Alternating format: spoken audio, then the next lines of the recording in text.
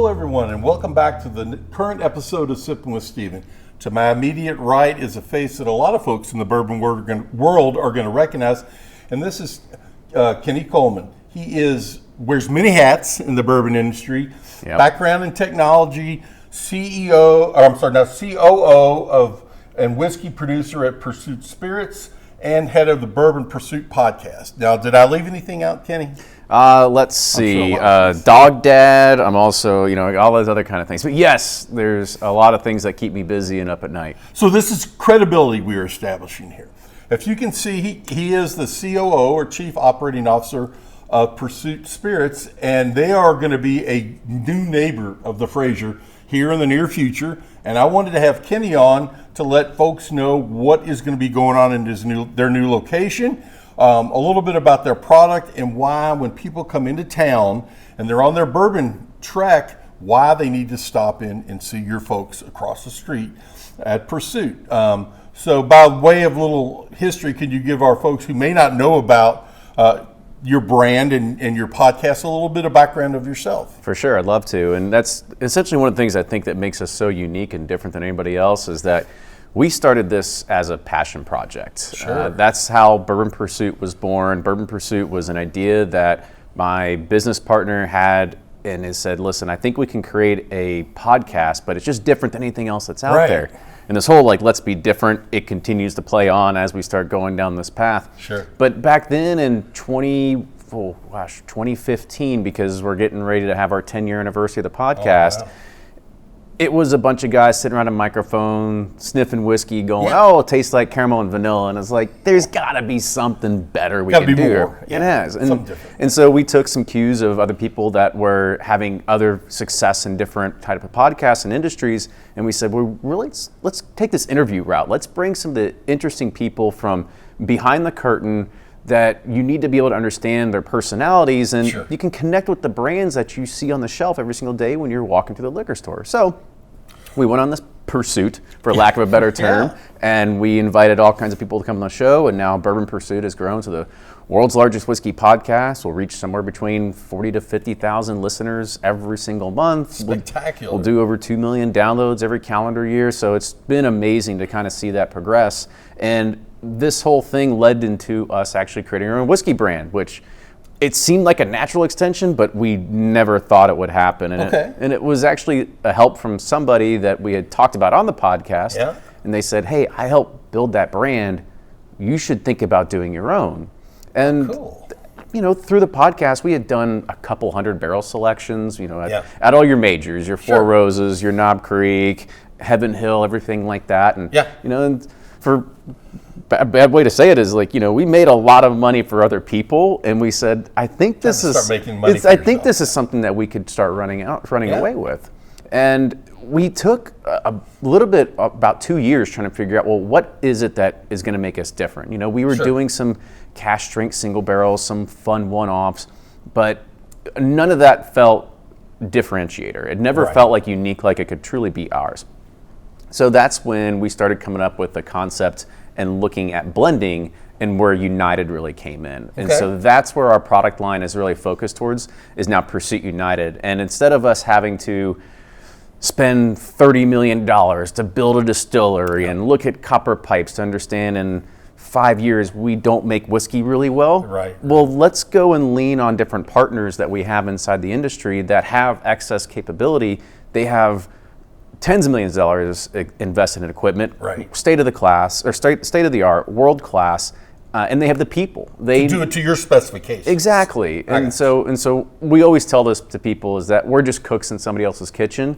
And I love doing this too, is that when somebody goes, well, when are you ever going to distill your own stuff? And I was like, hopefully never. Hopefully never. And it's the analogy that I always give people is I'll say well, what's your favorite restaurant, right? And we'll pick somewhere around here. Let's say 610 Magnolia, because everybody loves Chef Lee, right?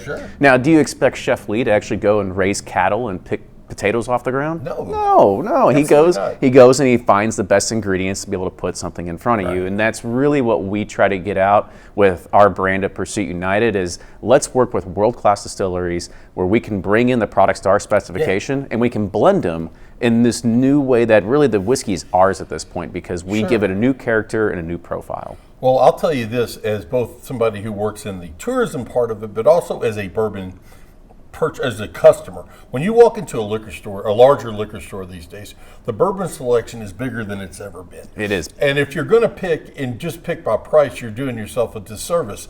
But you have to kind of know the background of the story of the product that you want. And a lot of them will have tasting bars, and you can kind of taste before you buy. But that's from the purchasing side. But from the tourism side, it's all about experiences. When somebody comes in your place or any place, whether it's the Fraser or any distillery or at Pursuit, what separates what they're going to experience there from, like you said, sit down, I smell caramel, I smell vanilla. You know, Kenny, when I do my tastings, the notes are the least important part of what the people will give me feedback on the experiences. Is are they having fun with their friends? Do you know enough to explain what's going on about this product? But they don't expect you to be able to break it down like the master distiller. Half the time they feel like they're lost. That's in over there. They don't understand that. Imposter syndrome, right? Yeah, it's like, oh, well, because I tell them all the time, if you say oak, you're never wrong. It's in an oak barrel. If you say vanilla, you know. So let's fast forward to a little bit into the spring or summer. A time frame, folks are walking down the street and they pop into Pursuit.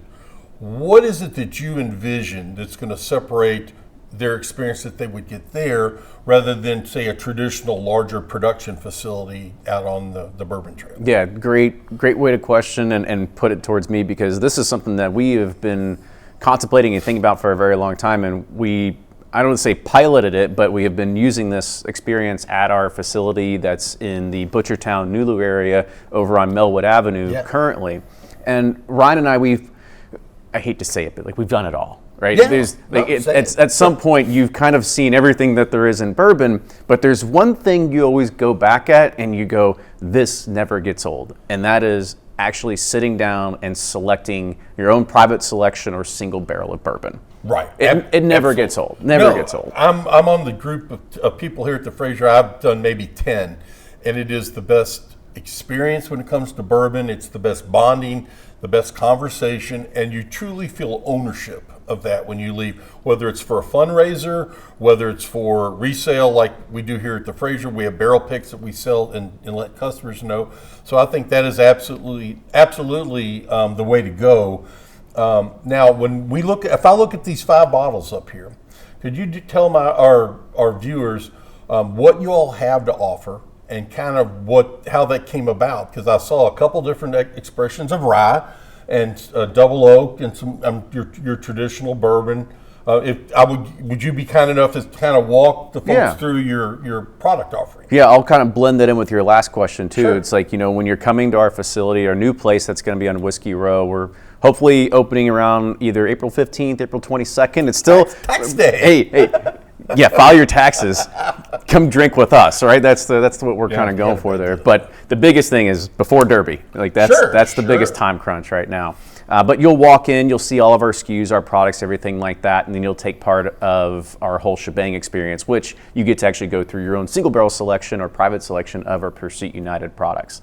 So one of the things that we have up here where we started is our baby. It was our Pursuit United bourbon. Okay. Working with Bardstown Bourbon Company. There's another distillery that's about 30 miles south of Nashville that we really love. And then Finger Lakes Distilling up in New York. And actually bringing these 3 together, we have 2 different rye bourbons and a wheated bourbon that create our flavor profile. Cool. As much as we wanted to sit there and only work with Bardstown, we kind of had this thought, an idea of like, well, what's this going to look like a few years from now? Sure. Is if we buy all their whiskey and put it in our bottle, are people just going to confuse us and say like, well, that's just Bardstown. Why wouldn't I just go Bardstown and buy their stuff, right? Makes sense. And so that's when we started looking at it and seeing, well, there's great whiskey that's made all over the U.S. and I think we can give them all a fair shot because they're going to bring different terroirs, different kind of aging environments that we can create something that, again, as you blend it and you taste it, it will be truly unique and different than anything else that's out there. Smart.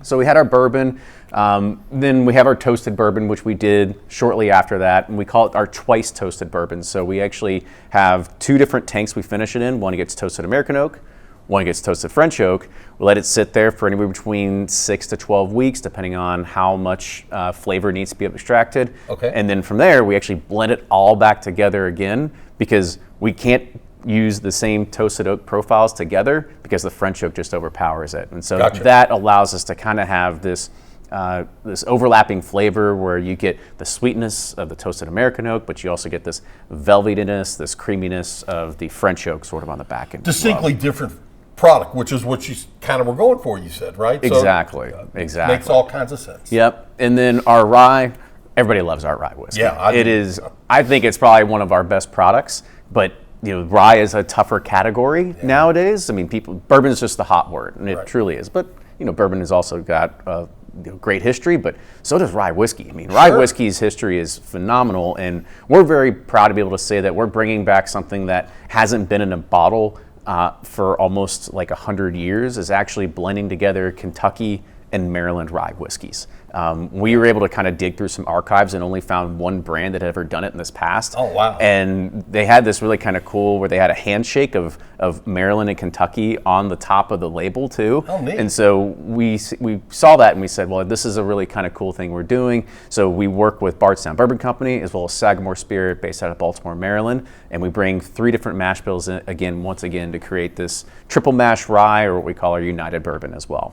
Cool. What I find out with rye is that it's funny. A lot of people have a preconceived notion, like I love rye or I don't like rye. People think it's a spice bomb. Yeah, and the key thing is to get them to try it. And then more times than not, they're like, oh, this is pretty good. And it's like anything else. You're right. They think it's going to be like eating Thai food or something that has all the spice to it. And it's not. It's a great niche. And you're right. I haven't had all these expressions. I have a few bottles up in my office because our marketing director also happens to be a brand ambassador for you guys. So some of those found their way to my place for medicinal purposes. Medicinal, it's R&D is what it is. But the reason I say that is the one that is the lowest is the rye. And I'm a high rye bourbon person. I've become a rye whiskey person, but it's spectacular. All of them have a place, but that is just something in my particular palate that I loved. Yeah, our rye whiskey, which is great about it, is because we call it the bourbon drinker's rye for a particular reason, and that's because we have a large amount of corn percentage that is actually in one of the majority of the rye mash bills. So it's a low rye mash bill of 52% rye, 43% corn. Right, and so that explains quite a bit. Yeah, and so when we bring that in, and 5% malted barley, but when we bring that in, it grains this sweetness into it that it's not this heavy, typical 95.5, what most people consider is a traditional rye whiskey. Okay, well, you know what? We can't give all the secrets away, my friend, because mid-April is what you all are shooting for people to come. And as always, we encourage them to start here at the Fraser and then go across the street to Pursuit and check out Kenny and Ryan and the team that you will be assembling to experience what you all have to offer. And keeping with Sippin with Stephen tradition, Kenny has been kind enough to pour some of his twice oaked bourbon in here. We're gonna. So this is our double oak bourbon. Yeah. So this is the one that's kind of really put us on the map, I would say, in the past year. Our double oak, when we created this, it was supposed to be different than any other double oak that goes out there, right? So that theme of different, it continued to plays along. Sure. It would have been easier just to buy one mash bill and put it in a barrel, but we want to be different. Easy and better. It would have been easier to buy a bunch of, number one char unused barrels and enter the barrel and make it a traditional double oak, but everybody else is doing that. So we said, if we're going to go down this path, like let's find something that's going to be a complete differentiator. And this is when we started working with Independent Stave as well as Interstave and a few different other manufacturers to try to figure out, well, what other alternatives do you have that we can kind of start looking at? Very analogous to what Makers 46 does and Makers Mark in the Private Select program, but we want to find a much different array of stuff that's available to us. And so we had done probably over 100 different experiments with our whiskey and different kinds of oak that it's touching through different sort of stave profiles. And when we tried this one, we just threw our hands up. We're like, this is it. This is it. And this is because you have a good collection, a great collection here at the Fraser too, of old dusty whiskey, Right. right?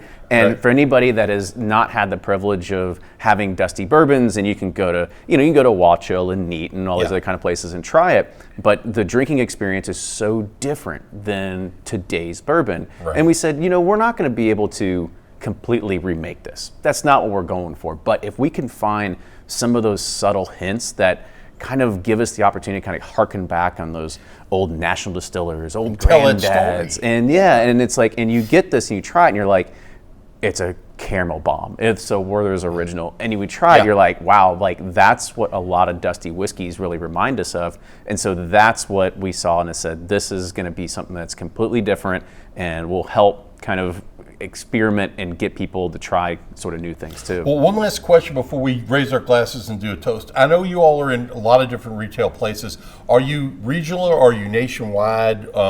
As far as, because we get a lot of folks come in from other places than Kentucky, and if they're like, oh, I haven't heard of this before, are you all mostly contiguous states to Kentucky, or what is your distribution, your basic distribution? Yeah, so we're in 12 or 13 different markets right now. Don't ask me off the top of my head, but you can go to pursuitspirits.com and we'll have it down there too. But our goal with this is, we want to be small and niche. We don't want to be on every single corner store across America. We are going to be that sort of mom and pop winery that you would get out in Napa. Where we really are not going to be focused on going hard in the traditional 3-tier model, just because it's very difficult to play with that when you have, of course, a lot of the big behemoths that are around there, and they have volume, and they've got way more money that they could throw at us and squash us at any single instance. Well, I'm going to make a small plug because downstairs in the Fraser store, we have your bourbon. Yes. And as things go forward, they're always open to take other SKUs in if it makes sense. Mm-hmm. So